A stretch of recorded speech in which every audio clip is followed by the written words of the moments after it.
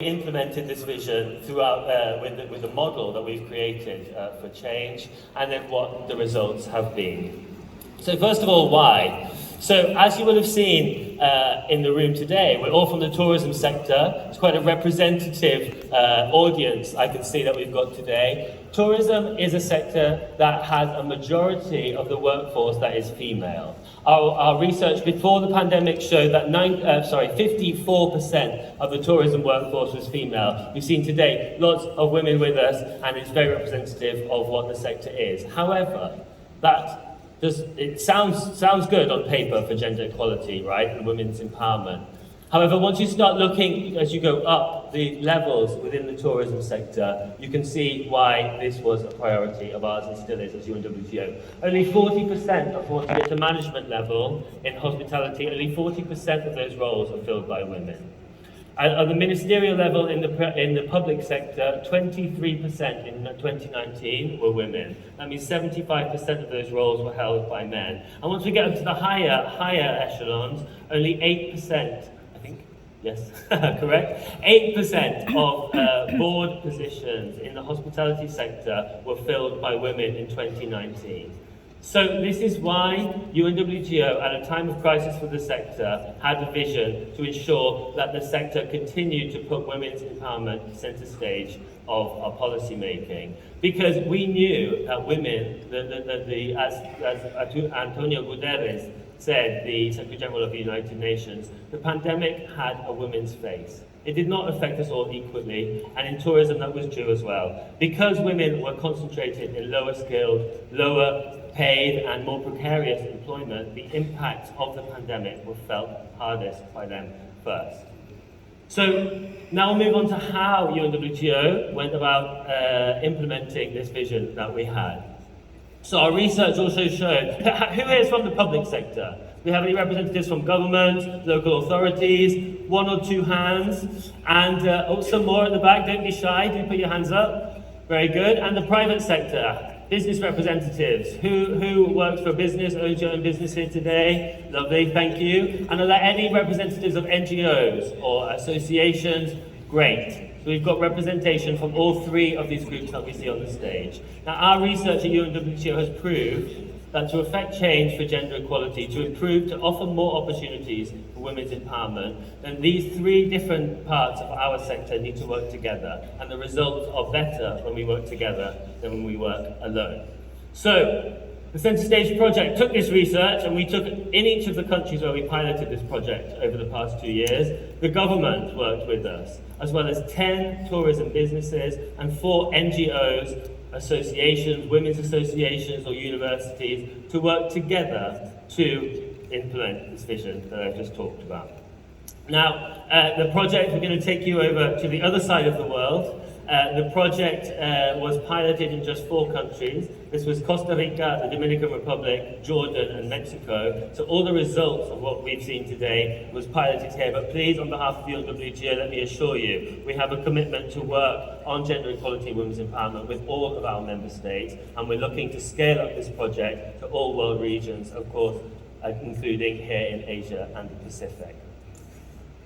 So first of all, what we had to do was we had to go out and prove that what we knew to be true was actually true. We needed to find the benchmark of what the situation actually was, what had happened during the pandemic. We knew that the impact was going to be greater on women, but we didn't have the data to back that up. This is a problem when you work on women's empowerment and gender equality in general.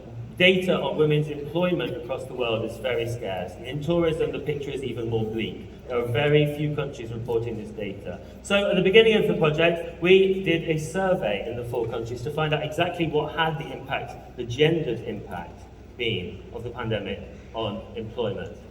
So here, some of the inspiring women that we work with, by the way, from some of these countries, Karen and Elizabeth here. Here are the results of the survey, and it found exactly what we thought it was going to. COVID-19 affected women's employment in a greater way than men.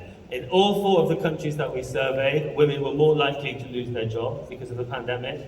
Women were more likely to have their salaries reduced because of the pandemic, more likely to be put on less working hours, more likely to have to look after, spend more time looking after their dependents, on their children and older people, more likely to have to pay to have somebody to care for those dependents, children, and less likely to have any free time during the pandemic.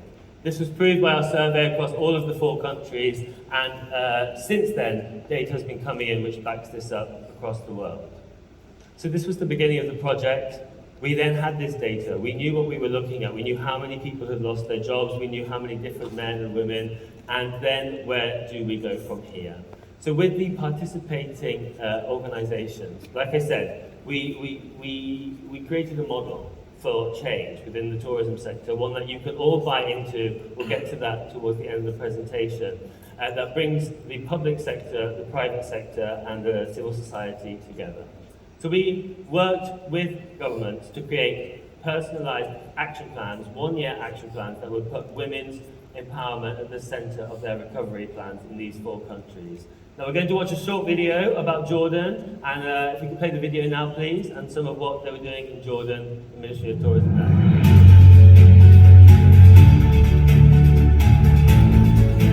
السياحة لديها إمكانات كبيرة للمساهمة في المساواة بين الرجل والمرأة. سنتر ستيج هو مشروع منظمة السياحة العالمية، وستقوم منظمة السياحة العالمية ووزارة السياحة والآثار الأردنية بالإضافة إلى 10 شركات لتنفيذ خطة عمل مدتها عام واحد. سيعمل المشروع على تحسين ظروف عمل السيدات ودعم التقدم الوظيفي للمرأة في السياحة وتشجيع صنع السياسات التي تراعي الفوارق بين الجنسين في هذا القطاع. كمدربة ساعدني مشروع سنتر ستيج في فهم القضايا المتعلقة بالمساواة بين الرجل والمرأة. بالنسبة لدور المرأة عم نشوف دور بارز للمرأة بقطاع السياحة في صناعة القرار. على سبيل المثال أنا و5 سيدات موجودين بلجنة تطوير السياحة في الديوان الملكي.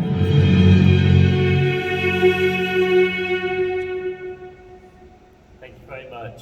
So going back to, this is what the government was doing in Jordan and across the other 4 countries. We had a personalized action plan for each of the national tourism administrations. But we also had 10 businesses in each of the countries, as I mentioned, 10 leading businesses for gender equality in each of the countries. Each of these businesses implemented the same action plan. This is an action plan that's available for any of you who are interested. That's available on the UNWTO website, on the Center Stage website. That had 10 concrete actions that would allow these businesses to be more gender responsive, what we call it. So, offering more opportunities, more equal opportunities for the men and women to enter and to progress within their tourism businesses. This private sector action plan included actions such as procurement, so increasing procurement from women-led businesses and gender-responsive businesses. Visibility, producing a series of videos is what we did, but making the issue visible, talking about it, and we'll see a little bit why in a moment. Measures to prevent sexual harassment within businesses, adequate maternity cover, provide training, provide measures and systems for adequate career progression of women, and of course data that I've already discussed too, which is essential for bringing about change. And what have been the results? We're getting closer to coffee, everybody, don't worry. But first of all, we are going to find out what the results of all this work was. So first of all, the project, the model that we've created, that has 3 main work pillars. The first is political commitment. Your Excellency, Dr. Ahmed, without yourself, without the other ministers here today, change is not possible. We know this. So we've worked tirelessly throughout the past 2 years to put women's empowerment on the top tables of tourism, policy making and decision making across the world. At the G20 tourism ministers meeting in Indonesia recently, Ika, nice to see you here today. Women's empowerment was the 3rd of 5 main pillars of the guidelines that were produced from that, and Center Stage project was included as an example of best practice. At our regional commission meetings across the world, here you can see the Middle East. Regional Commission meeting of the UNWTO, the project has been presented, and we've been making sure that we keep that spotlight on this despite all of the other work that's going on in the tourism restart. Second of all is our knowledge product. So we've created some guidelines, also all available to you all on gender mainstreaming. These are available online for free, UNWTO website. How to make your business, how to make your public tourism institution more gender responsive and ensure that a gender perspective, as we say, is integrated throughout the policymaking process. We also have an online course at tingy.org. It only takes 1 hour to complete, and it's designed for all levels, an introductory course on why gender equality is important, why that will make your business not only more profitable, but will make those profits more sustainable in the future, which is exactly what our research has shown. The project also provided direct capacity building and training. We have a bunch of online workshops which are available for you to watch. We also went to the countries and did very much like this, direct in-person training with women who had been infected by the pandemic on skills that they might need to adapt their businesses to a post-COVID world, etc. Finding an awareness raising campaign. So one of the videos that you've just seen, we've created a host of those. This is again about that political commitment. It's about making sure that, as we are today, people are talking about this, people are still working on this, because the pandemic did have a woman's face, and we all together have a responsibility to making sure that we change that for the future. So finally, just to talk what sort of the main results were about from the project. The implementation of the International Labour Organisation's Conventions 180 on maternity cover and 190 on sexual harassment and violence. Now, these are conventions that have not been in that many countries, and at the beginning of the project, the countries are still in the process of ratifying this. However, what we've done with this model with Centre Stage is we've been able to work directly with the private sector to uptake the implementation of the measures within these conventions while the countries are still ratifying them. Actually, on the ground, the measures are already being implemented. We've also created a network of gender-responsive agents for change within the countries, so businesses and governments who are leaders for gender-sensitive policy making and businesses. The concrete knowledge projects I just talked about, and the data that we've produced on women in tourism. So where do we go from here? The Centre Stage project in these 4 pilot countries is coming to a close.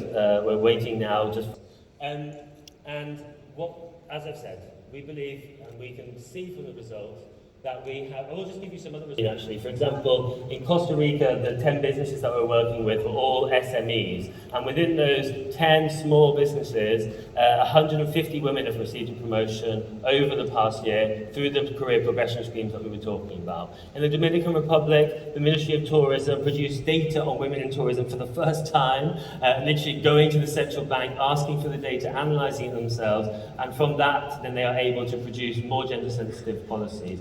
In Jordan, over 400 people have so far received gender equality sensitivity training. What is gender equality? Exactly what I was talking about. And we've trained people within the country that will take that forward. Also, the businesses that we work with in Jordan, they saw a 10% increase in employment over the year that we were working with them, but a 21% increase in female employment. Now, in Jordan, that is one of the countries with the lowest levels of women's employment in tourism. That means a lot. And so these are some of the things many more results, that have shown us that the model that we have created is a participatory model for change that involves the collaboration between the private sector, the public sector, and civil society, and of course the international organisations. As UNWTO, we are committed to the Sustainable Development Agenda of the United Nations, in particular, Sustainable Development Goal 5. Now, I'd just like to end the presentation. For those of you that aren't aware of the SDGs, the Sustainable Development Goal, number 5 is gender equality. So this is the commitment at a global level by all of the countries of the United Nations to make gender equality a reality and empower all women and girls. Now, the tourism sector for a long time has been a vehicle for this, for gender equality, for women's empowerment. However, as the numbers I've already shown you and the effect of the pandemic has shown, this is still not a reality. with the tools that we've got put in place with the Centre Stage project that are available to you all, we can all play our small part in making SDG 5 a reality, and I very much encourage you to go and have a look at what those resources are and take this work forward. Thank you very much. Thank you, Ben Owen. Would you remain on stage for 1 minute for a question? Sure.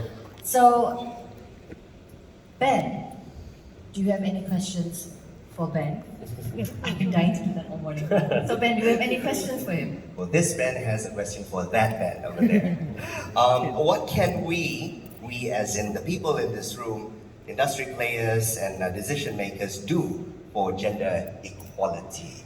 A very general question. Thank you, Ben. I've been dying to say that all morning too. Well, as I've been mentioning, many of the resources that we've created under this Centre Stage project are all available online for free on the UNWTO website. In particular, for those of you who are from a business, any business owners, I would really recommend that you check out the action plan of the Centre Stage project. This was designed at a time when tourism businesses were not making any money. We knew that this was not, from a business perspective, this was perhaps not up there in the priorities. So it's been designed as an action plan that is realistic to be implemented. It's to be implemented over 1 year, and that's available for you. And we really would recommend that as a starting point to be able to offer more opportunities for women to enter and to progress within your tourism companies. As well as the other products that I mentioned, the other resources, they're all available on the UNWTO website. So I'd say head there. Is that right? Well, thank you, Ben. Thank you, much. Ben. Let's give that Ben a warm round of applause. Ben Owen, everyone. All right, ladies and gentlemen, I guess we'll go